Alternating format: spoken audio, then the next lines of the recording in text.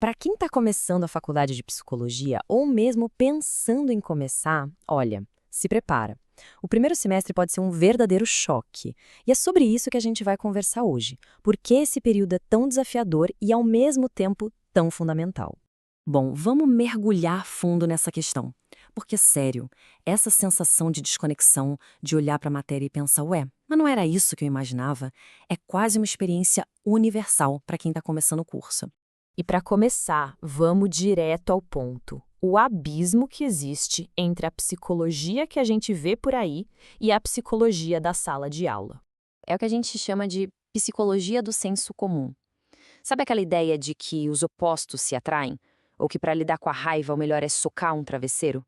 Isso é puro senso comum.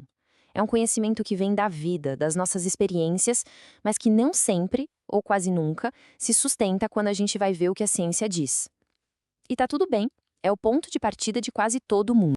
E agora a gente entra num conceito com um nome meio esquisito, mas que é a chave para entender tudo: a tal da ruptura epistemológica. Calma, vamos ver o que isso significa na prática. Pensem nisso como uma demolição controlada. A faculdade não está ali só para acrescentar um tijolinho novo no que a gente já pensa. Não. A ideia é demolir essas crenças do senso comum para construir uma base totalmente nova, uma base científica sólida. E essa tabela aqui, ela resume perfeitamente a transformação. O objetivo do semestre inteiro é basicamente fazer a gente migrar da coluna da esquerda, a do eu acho que, para a coluna da direita, a do as evidências mostram que. É uma virada de chave mental completa. E claro, essa ruptura toda traz com ela um novo jeito de pensar, um novo jeito de agir, enfim, novas regras para o jogo. E a primeira delas é sobre ética profissional. Ah, quem nunca, né? Aprende um conceito novo na aula e já quer sair analisando todo mundo no jantar de família. É uma vontade super natural. Mas ó, cuidado. Esse é um dos primeiros e mais importantes nãos que o curso de psicologia ensina. E veja bem, não é só uma sugestão, uma boa prática, é uma regra. Tá lá no Código de Conduta Oficial e é bem clara. É uma fronteira que não pode ser cruzada. E tem um motivo muito bom para isso, né? Não é uma regra à toa, é uma proteção. Para fazer uma análise séria, científica, é preciso ter distanciamento, objetividade, coisa que é simplesmente impossível quando tem afeto envolvido.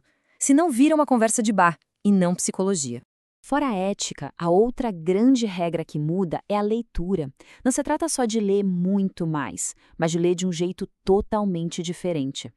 É uma leitura densa, complexa, que exige que a gente converse com filosofia, com neuroanatomia, até com estatística. Ok, o cenário pode parecer um pouco assustador, eu sei. Mas então, como é que se gerencia tudo isso sem pirar? Vamos ver umas dicas de sobrevivência. Olha, o segredo aqui não é só se esforçar mais, mas sim trabalhar de forma mais inteligente. É preciso criar um sistema, um método de organização. Planejar leituras, usar um calendário. A organização deixa de ser uma opção e vira uma necessidade absoluta para dar conta do recado. E para navegar nesse mar de informação nova, existem alguns mapas que são essenciais.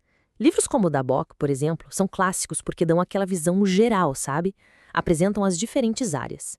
Já o do Stanovich é praticamente um manual de como pensar cientificamente. Eles são os melhores amigos de um calouro de psicologia. E, finalmente, depois de todo esse processo, que é sim doloroso, mas muito necessário, qual é o resultado? É a construção de uma nova forma de ver o mundo, uma mente científica. Esse é talvez um dos maiores saltos. É abandonar as explicações fáceis de causa e efeito. É entender que o comportamento humano é resultado de uma teia imensa e complexa de fatores. Nada é simples.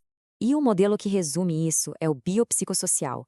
Ele é a base da psicologia moderna. Para ficar bem claro, vamos pensar na depressão, por exemplo. O bio pode ser uma predisposição genética. O psico, um jeito de pensar mais pessimista. E o social, a perda de um emprego, a falta de uma rede de apoio. Um fator sozinho não explica nada. É a interação constante entre corpo, mente e o mundo ao redor que forma o quadro completo. E essa é a grande lição. O choque do primeiro semestre não é um erro de percurso. Ele é o percurso. Ele foi desenhado exatamente para isso. Desmontar o que a gente acha que sabe para construir, no lugar, a mente de um cientista. E essa é a reflexão final que fica. No fim das contas, A psicologia é muito menos sobre ter todas as respostas prontas e muito mais sobre dominar a arte de fazer as perguntas certas.